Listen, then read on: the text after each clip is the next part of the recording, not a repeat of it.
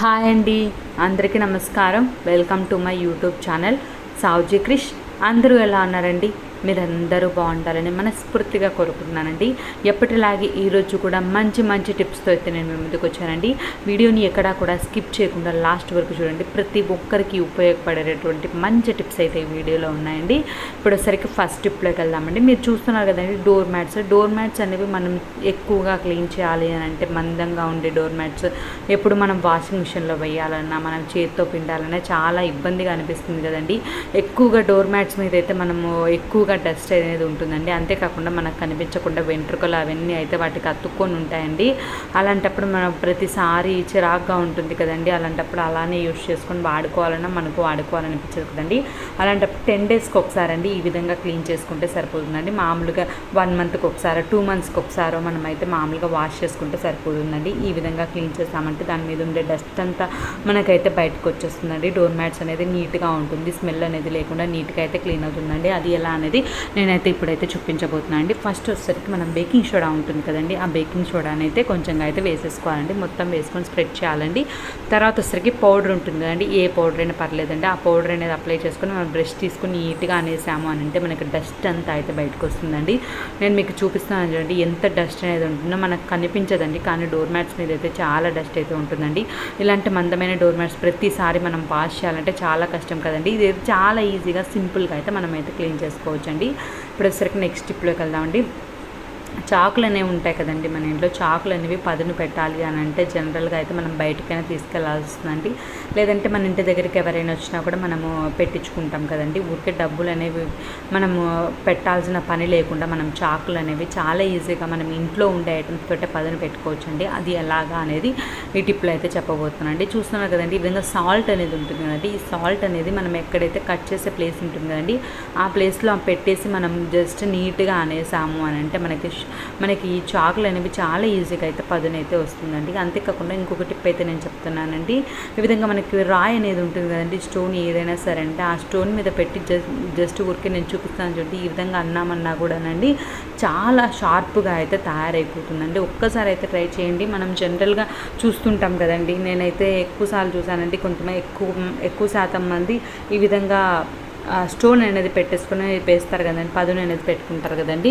నేను కూడా అలానే ట్రై చేశానండి. నిజంగా చాలా బాగా అయితే యూస్ అవుతుందండి. తప్పకుండా ఒక్కసారి అయితే ఒక స్టోన్ అనేది ఉంటే మీరు ఈ విధంగా ట్రై చేయండి, చాలా బాగా అయితే పదును అయితే ఉంటుందండి.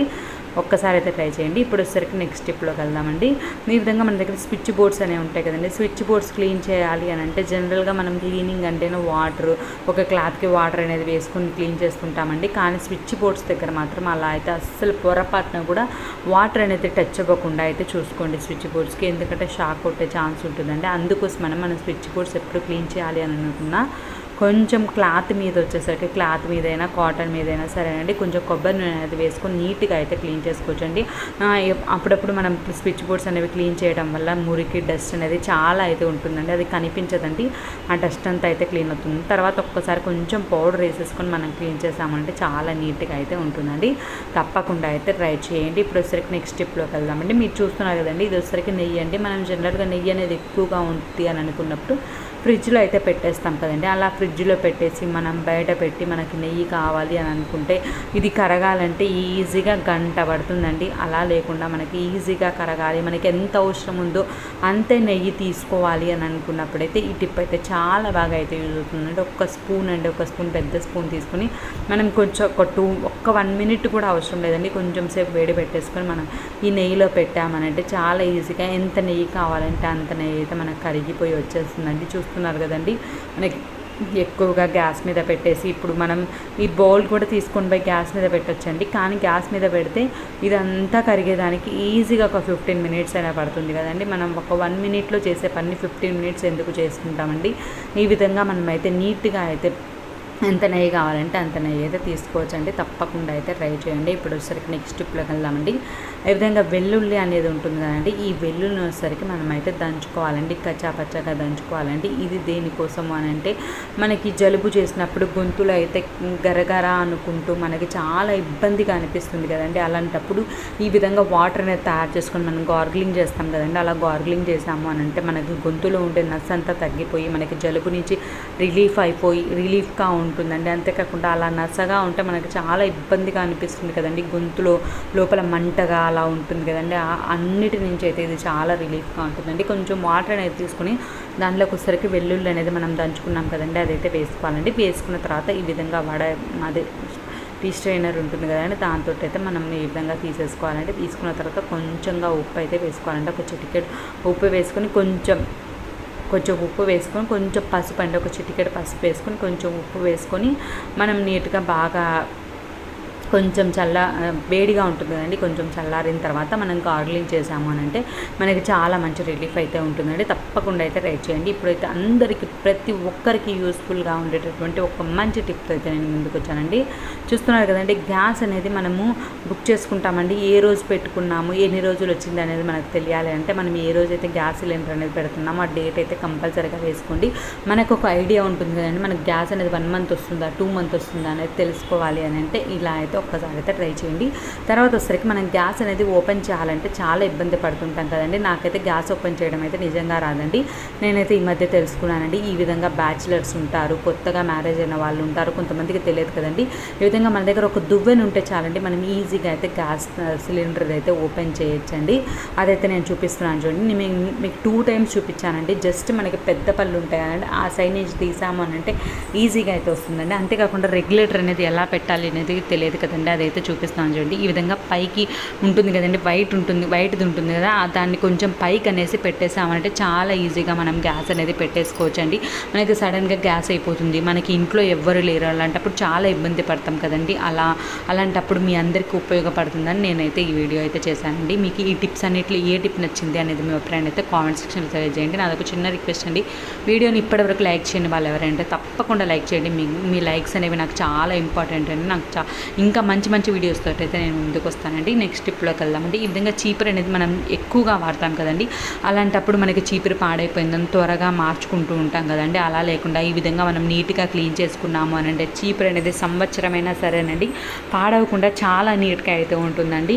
ఏం లేదండి, ఫస్ట్ వచ్చేసరికి మనం వాటర్లో అనేది చీపురుని అనేది తడిపేసుకొని కొంచెం హార్పిక్ అనేది వేసేసుకొని నీట్గా అయితే క్లీన్ చేసుకోవాలండి. చూడండి ఎంత డస్ట్ అనేది ఉంటుందో చూడండి. మనం ఉదయం లేచినప్పటి నుంచి మనం ఎక్కువగా యూజ్ చేసేదంటే చీపురే కదండి. నెల మార్చాలన్నా కూడా ఎందుకు మార్చాలండి, ఊరికి డబ్బులు వేస్ట్ చేసుకోకుండా ఉండే చీపుని మనం నీట్గా అయితే క్లీన్ చేసుకోవచ్చండి. ఈ విధంగా బాటిల్లో కడిగేసుకున్న తర్వాత మనం ఆరబెట్టుకున్నామనంటే చాలా నీట్గా అయితే ఉంటుందండి. చూస్తున్నారు కదండి, ఆరిపోయిన తర్వాత ఎంత నీట్గా ఉందో. ఇలా యూజ్ చేసుకున్నామనంటే మనకు పుల్లలు పోతాయి అన్న టెన్షన్ లేకుండా మనకి నీట్గా అయితే సంవత్సరం అయినా సరే అంటే చీపురు పాడవకుండా ఉంటుంది. తప్పకుండా అయితే ట్రై చేయండి. ఇప్పుడు వచ్చరికి నెక్స్ట్ టిప్లోకి వెళ్దామండి. ఎలుకలు ఎక్కువగా ఉండి ఎవరైతే ఇబ్బంది పడుతున్నారో వాళ్ళకైతే టిప్ అయితే చాలా బాగా అయితే యూజ్ అవుతుందండి. ఒక బౌల్ అయితే తీసుకుని దాంట్లో కొంచెం గోధుమ పిండి, బియ్యం పిండి ఏదైనా పర్లేదండి. తర్వాత వచ్చేసరికి కొంచెం అల్లం ఉంటుంది కండి, అల్లం అనేది తురిమేసుకొని వేసుకోవాలండి. తర్వాత ఒక కర్పూరం అనేది నలుచుకొని వేసుకోవాలండి. కొంచెం పంచదార వేసుకొని వెనిగర్ ఉంటుంది కదండి, ఆ వెనిగర్ అయితే వేసానండి. వేసేసి ఉండల్లాగా కట్టేసుకొని మనం చిన్న పిల్లలు ఉంటారు పడుకుంటారు కదండి, ఆ పిల్లలు పడుకున్న తర్వాత స్టవ్ కింద మనకి ఎక్కడైతే ఎలుకలు అనేవి ఎక్కువగా తిరుగుతున్నాయో ఆ ప్లేసెస్లో అయితే పెట్టుకోవాలండి. దాంట్లో వచ్చేసరికి మనం ఒక రోల్ మాదిరి చేసేసుకొని దానిలో వచ్చేసరికి ఒక పచ్చిమిర్చి అనేది తరిగేసుకొని పెట్టుకున్నాం అనుకోండి, ఆ ఘాటుకి అయితే ఎలుకలు అనేవి పారిపోతాయండి, మన ఇంటి దరిదాపుల్లోకే రావండి. దానిపైన వచ్చేసరికి కొంచెం పంచదార అనేది చల్లేసి ఎక్కడైతే ఎలుకలు అనేవి ఎక్కువగా వస్తున్నాయో ఆ ప్లేస్లో పెట్టామంటే ఎలుకలు ఇంటి దరిదాపుల్లోకి రావండి. ఇప్పుడు వచ్చేసరికి నెక్స్ట్ టిప్లోకి వెళ్దామండి. చూస్తున్నారు కదండి, ఈ విధంగా షూస్ అనేవి ఉంటాయి కదండి. షూస్ అనేవి మనం జనరల్గా పాలిష్ అనేది చేస్తూ ఉంటాం కదండి. పొరపాటున పాలిష్ అనేది అయిపోయింది అని అంటే మనం ఎలా చేయాలో అర్థం కాదు కదండి. అప్పుడు వచ్చేసరికి ఈ టిప్ ఫాలో అయ్యారంటే పాలిష్ చేసిన దానికన్నా ఇంకా మంచి షైనింగ్ అయితే వస్తుందండి. మనం పాలిష్ చేస్తే ఎంతటి షైనింగ్ వస్తుంది, దానికి మించి షైనింగ్ వస్తుందండి. దానికోసం ఏం అవసరం లేదండి, జస్ట్ ఒక డ్రాప్ షాంపూ అనేది వేసేసుకొని ఒక కాటన్ అనేది తీసుకొని షాంపూ అనేది వేసేసుకోవాలండి. వేసేసుకొని నీట్గా క్లీన్ చేసామని అంటే చాలా నీట్గా అయితే క్లీన్ అవుతుందండి. మనం చాలా మంచి షైనింగ్ తోటి అయితే ఉంటుందండి. ఎప్పుడైనా పాలిష్ అయిపోయింది అని అంటే ఒక్కసారి అయితే ఈ టిప్తో అయితే ట్రై చేసి చూడండి, చాలా నీట్గా అయితే క్లీన్ అవుతుందండి. ఈ విధంగా క్లీన్ చేసిన తర్వాత మనకు హాలిడేస్ అలా ఏమైనా ఉంటే ఈ విధంగా క్లీన్ చేసుకొని మనం కొంచెం స్ప్రే చేసుకొని మనం కవర్లో పెట్టుకొని స్టోర్ చేసుకున్నామనంటే ఎన్ని రోజులు ఉన్నా సరే అండి దాని లోపలికి పురుగులు అనేవి పోకుండా మంచి స్మెల్ తోటి నీట్గా అయితే ఉంటాయండి. తప్పకుండా